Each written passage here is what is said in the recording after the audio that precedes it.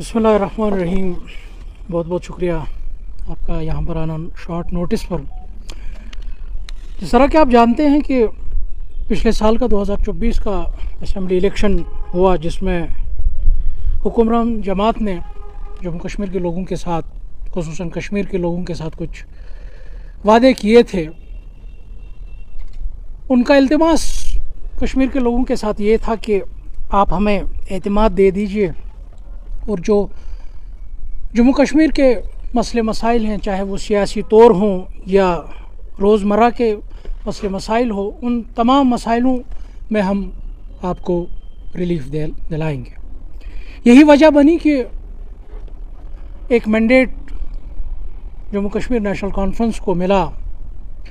लोगों का मकसद यही था कि हमें जो चैलेंजेस हैं, जो मुश्किलात हैं, उन चैलेंजेस में रिलीफ मिले।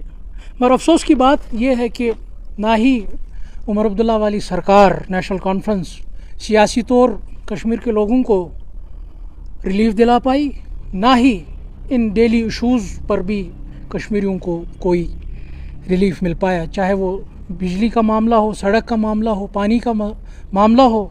इसकी एक मैं आपको जिंदा और जावेद मिसाल ये इलेक्ट्रिसिटी बिल दिखाना चाहता हूँ। ये रिलीफ उन्होंने जो पीडीडी सब डिवीज़न बडगाम के जुरिस्डिक्शन में जो आबादी आती है, उनको ये रिलीफ मिला है। ये रिलीफ कैसा मिला है कि 130% का इजाफा इस बिजली बिल में हुआ है, यानी कि 1100 से सीधा 2730 इस रिलीफ में किया गया है। पीडीडी डिवीज़न में जो आबादी आती है, ये रिलीफ इस सरकार ने इसको दिया है। हालांकि इनके मैनिफेस्टो में ये था कि हम 200 से ज़ायद यूनिट लोगों को फ्री फराहम करेंगे। और मैं आपको ये भी बताता चलूँ, जिन फैमिलीज़ को नेशनल कॉन्फ्रेंस ने ये वादा किया था, जो इकनॉमिकली वीकर सेक्शन है, वही सेक्शन इस पीडीडी सब डिवीज़न की आबादी में वही तबका आता है जिस तबके का नेशनल कॉन्फ्रेंस ने ये वादा किया था कि मैं इनको रिलीफ दिलाऊंगा, इनको 200 से ज़ायद बिजली यूनिट फ्री मिलेंगे। मगर अफसोस की बात है कि 130% एक ही फाइनेंशियल ईयर में इजाफा होना, ये लोगों पर कितना बड़ा बर्डन है।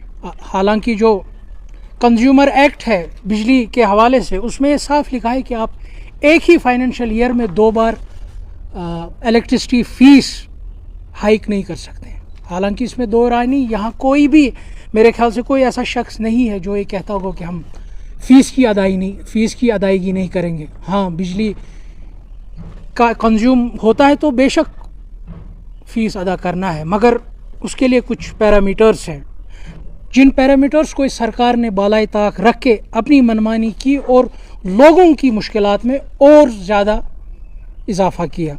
बहरहाल हमने बहैसियत ज़िम्मेदार हमने ये फ़ैसला किया कि हम लोगों को किसी भी सूरत में मुश्किल में नहीं आने देंगे।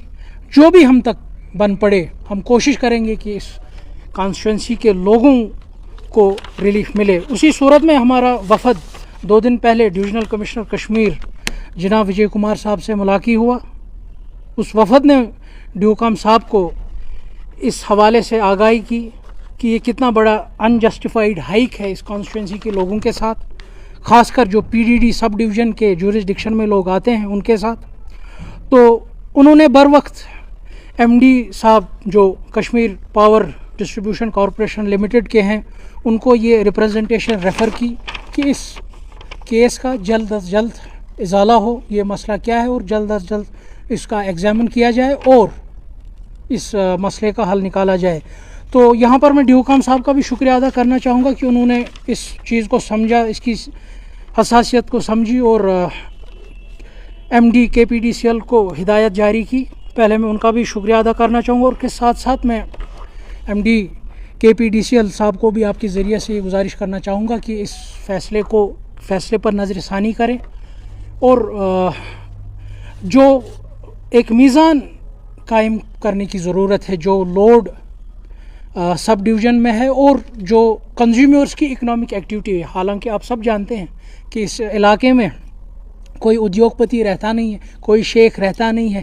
یہاں آبادی میں اکثر سے بھی زیادہ اکثریت ان طبقے کی ہے جو صبح کماتے ہیں اور شام کو کھاتے ہیں. تو ان پر یہ بوجھ ڈالنا، انجسٹیفائڈ بوجھ ڈالنا، یہ میرے خیال سے کہیں نہ کہیں ان کے ساتھ ناانصافی اور ظلم ہے.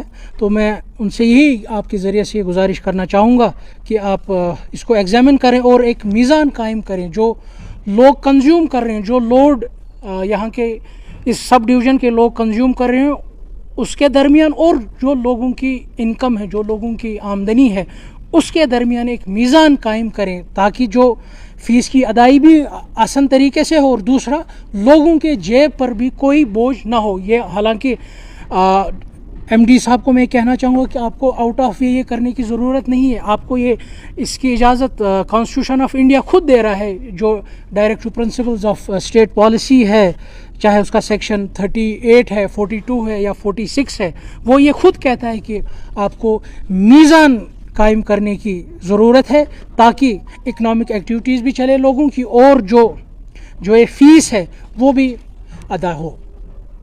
بہت بہت شکریہ.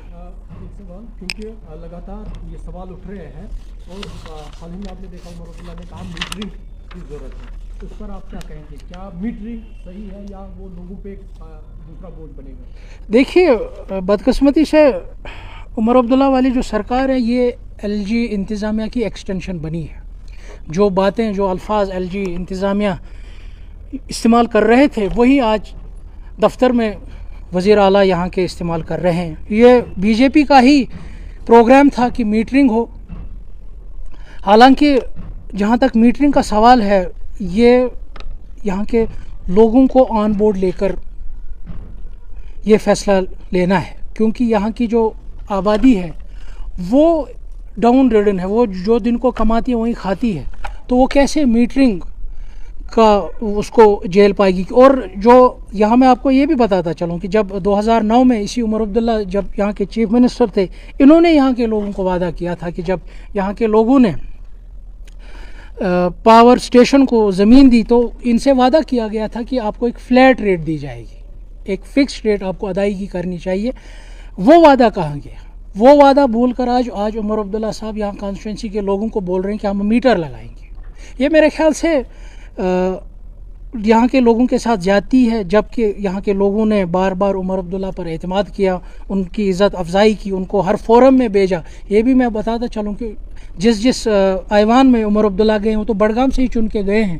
تو اس اخوت کا، اس بھروسے کا جواب ایسے دینا کہ میں میٹرنگ لگاؤں، میٹرنگ اس مسئلے کا حل نہیں ہے.